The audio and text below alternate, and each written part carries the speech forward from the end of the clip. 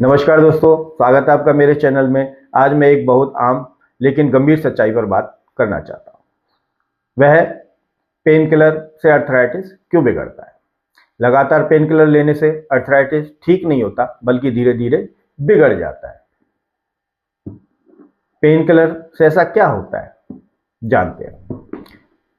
Pain killer दर्द को दबा देता है, सूजन को अस्थायी रूप से कम करता है, लेकिन रोग की जड़ पर काम नहीं करता। जब हम पेन किलर लेते हैं तो हमें लगता है पेन चला गया, पर बीमारी बनी रहती है। ऐसा क्यों? ये एक गंभीर मुद्दा है। तो चलो जानते हैं ऐसा क्यों होता है।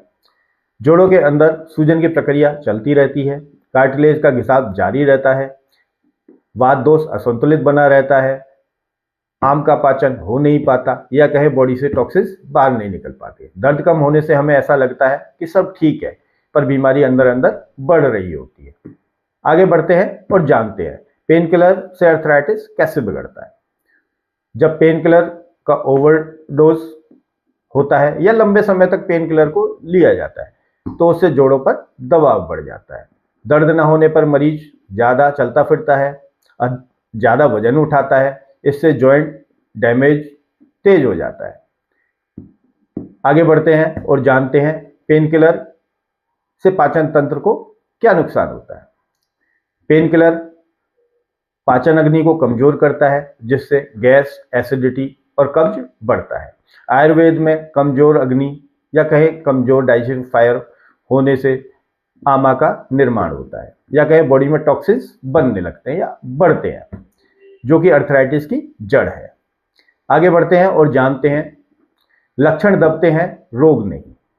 जब हम पेन किलर लेते हैं तो लक्षण दब जाते हैं, लेकिन रोग नहीं दबता। दर्द दबता है, सूजन अंदर चलती रहती है। जब दवा छोड़ी जाती है तो दर्द पहले से ज़्यादा होता है, या कहें दर्द पहले से ज़्यादा लौट कर आता है। लंबे समय में पेन किलर के साइड इफेक्ट।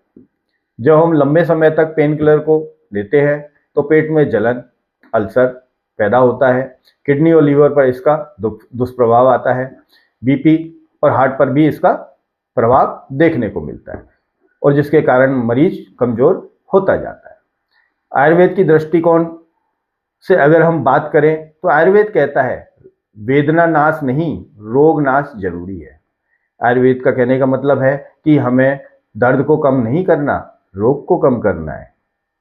पहले हमें अग्नि को सुधारना चाहिए, आम का पाचन करना चाहिए, वात को संतुलित रखना चाहिए, सही खान पान लेना चाहिए और पंचकर्मा थेरेपी लेनी चाहिए। तब जाकर जॉइंट में सुधार आता है। आगे बढ़ते हैं और जानते हैं आयुर्वेद के अनुसार सही तरीका क्या होता है।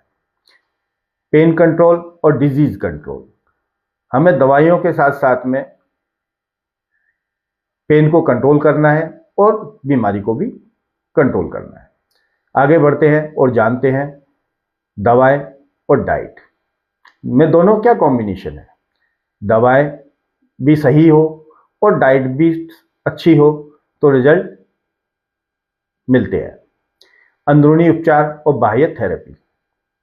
आयुर्वेदिक दवाइयों के माध्यम से वात, पित्त और कफ को संतुलित किया जाता है, वो अंदरूनी उपचार में आता है। और बाह्य थेरेपी में हम सिकाई, तेल मालिश की सलाह देते हैं। दोस्तों, निष्कर्ष यह निकलता है कि पेन किलर तत्काल राहत देता है, स्थायी समाधान नहीं।